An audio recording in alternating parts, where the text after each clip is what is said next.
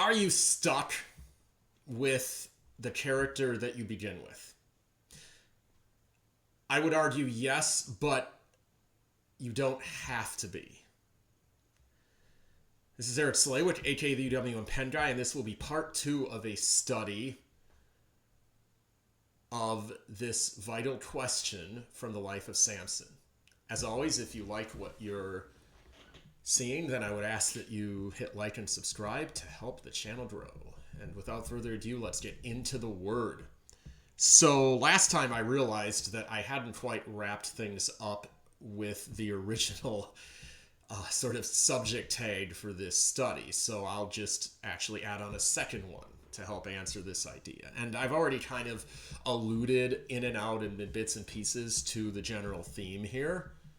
And the general theme is that Samson is an example of how you are. It is once you establish a character for your life, it is very difficult to move away from it. Not impossible, but difficult. Now, I would argue that Samson is the sort of mirror image counterpart to the pagans who, in the Old Testament, characters such as Nebuchadnezzar, king of Babylon in the book of Daniel, or probably several pharaohs of Egypt, culminating in the pharaoh from the book of Exodus.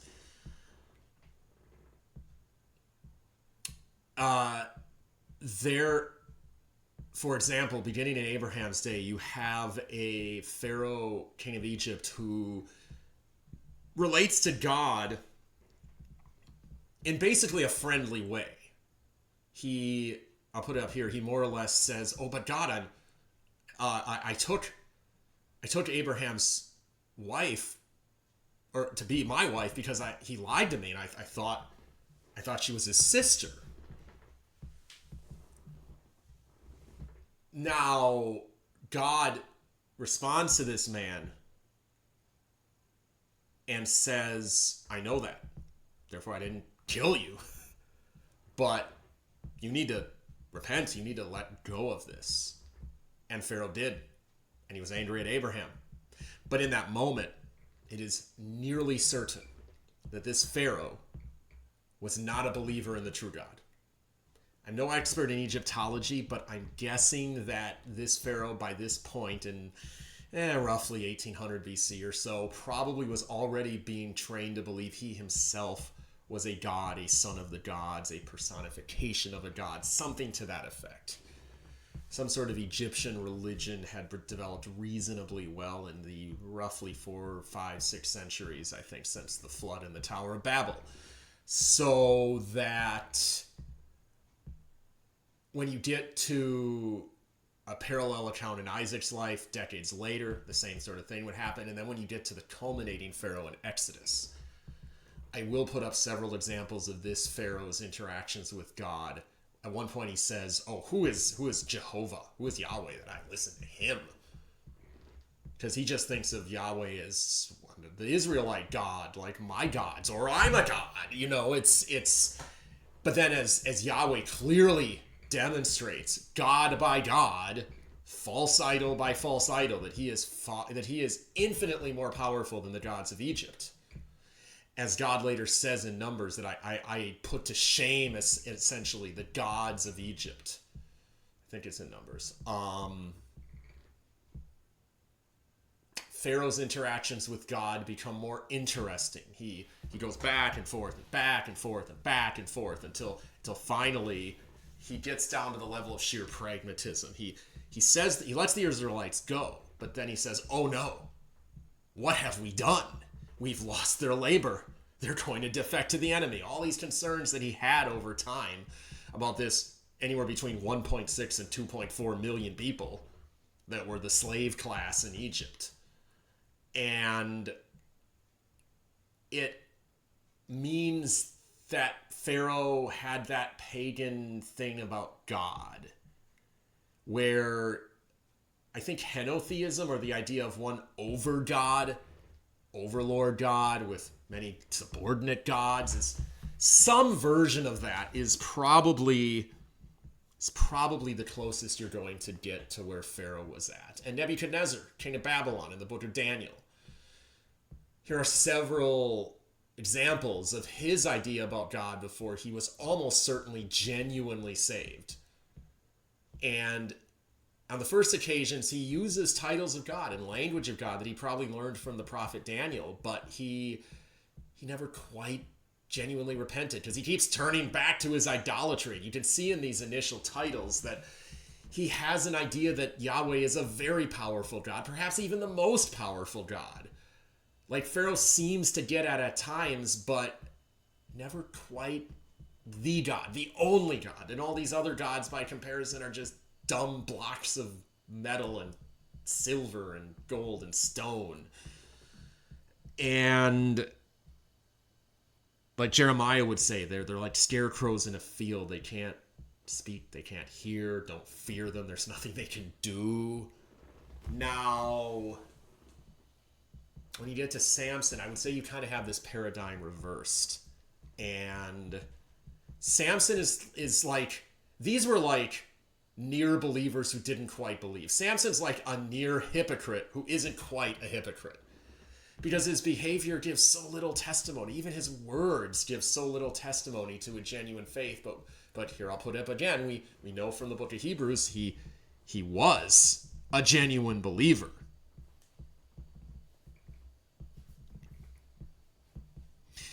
And I would argue that Samson is an example of what Paul says. You can't work against the truth. You can only work for it. You can't work against the gospel ultimately in its advance, only for it. If God has, like Paul would say, chosen someone, given them the benefits of salvation that I'll kind of briefly put up here from Ephesians 1, there's nothing you can do, anyone can do, to turn away the purpose of God, because it's not of he who wills or he who runs, but of God who mercies. So, as I've alluded to several times, Samson's story expresses that God truly does work all things together for the good, for his people, for those who love him, or in the Israelites' case, for those who merely are identified with him in some sort of physical, national way. At least in that one unique situation. I'm not suggesting there are nations of God today. That is contrary to the entire spirit of the gospel, where it's that Christ says that God so loved the world, every people from every nation, not every single person, but people from every single nation, or most of the nations in history, the majority of them, and that the church is from every tribe, nation, and tongue. So that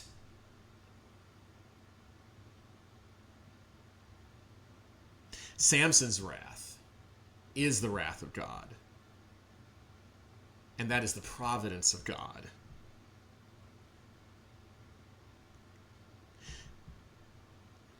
There is a grand irony. And irony is a major theme in the scriptures, that what is personally cataclysmic for Samson is actually beneficial to the nation. As I'm alluding to repeatedly, this is primarily because Samson's office of judge, ruler, deliverer, was a temporary one that expired at the end of his lifetime, and that it was kind of reassumed in generation after generation by the various judges or deliverers, but not in any sort of linear way. And the only judge actually who attempted to bequeath the office of judge to his offspring, Gideon, the result was a just cartoonish collapse in the way you see in monarchy, where the sons of Gideon, all by his many wives, all had to fight for the throne or the office of judge, and it was just a complete disaster. It became proverbial in Israel, to the point that several centuries later, in the lifetime, I believe, of Saul, You have a woman referring to Abimelech, the son of Gideon, who seemed like he was going to get the office. And then a woman dropped a stone on his head and crushed his skull and he died. But it's just like, that's why trying to do the monarchy thing and make this a bloodline, it doesn't work. It just multiplies and mega magnifies sin. So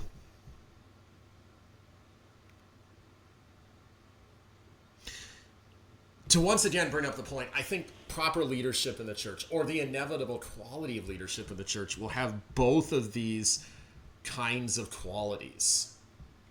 Now, I believe that because you amplify the degree to which people, and this holds for both, it especially holds for pastors, but it holds for any sort of spiritual leader, a missionary, a public figure, anyone, a YouTube Christian influencer, whatever you want to say. People look to that person more intensely than even in a national situation they look to the judge or the king. So therefore, I think that the fall of a leader today can have the catastrophic ripple effect that you have with monarchy. But it is obviously, at least in the way I would argue God intended it for it to be, I don't believe that God established an institutional church or hierarchy. And therefore, leadership, as I believe that Paul would say, just appoint elders. That's it, in the churches. Very generic, very broad. Appoint elders. I mean, you could probably make decent arguments for various of the church government models that were developed, especially after the time of the Reformation, congregationalism, episcopacy, whatever you want to say. It's broad enough that I think what's important is that you don't have a single head of the churches, and you have a plurality, because that prevents the kind of corruption you had with monarchy. But then you also have enough authority that it isn't a pure democracy. It's very basic, very functional. But again, the way that the influence of those leaders, as Paul makes clear, and I'll put up a list again here, is connected to their character. That the character requirements are very, very intense, very extraordinarily high. And so when there is a major public failing and stumbling, again, be it in an influencer, a public figure, a pastor, or all three at once, it has a massive ripple effect. Massive ripple effect. And so it has the qualities of both in a lot of ways. So to get back to the original question,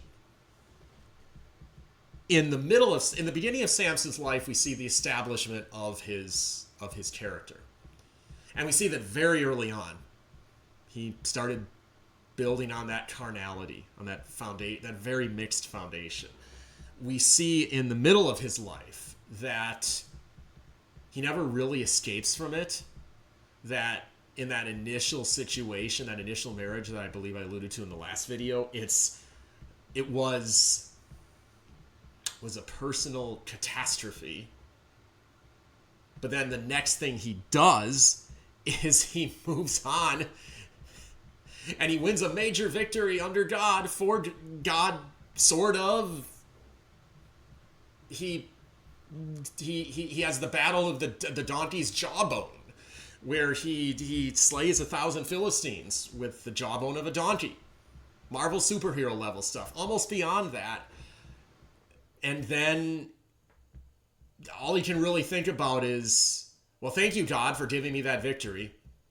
Unlike a truly carnal man, he recognizes that God gave him the victory, but all he's thinking about is, I'm thirsty. Give me some water, God. He probably, in that sense, would fit in with David in saying that who is this Philistine to blaspheme the armies of the living God? But then he would fit in with the complaining people in the wilderness who so frustrated Moses by saying, oh, where's our water? We're going to die. And Moses failed. He struck the rock, think I alluded to this in a previous video. He got in anger and human wrath, and James says the wrath of man does not accomplish the righteousness of God. So we're roughly halfway through the life of Samson, or his story, and I mean, he hasn't really changed much. Kind of sad, but so far we have evidence of two things. One, you're kind of stuck with what you're starting with in a lot of ways. Not always, but it's very hard to break out. But that doesn't mean that your life has to be a completely catastrophic failure. So until next time for part 3 of this study in Samson's life. This is Eric Slay with the UW Penn Guy, and this has been the Bible Commentary.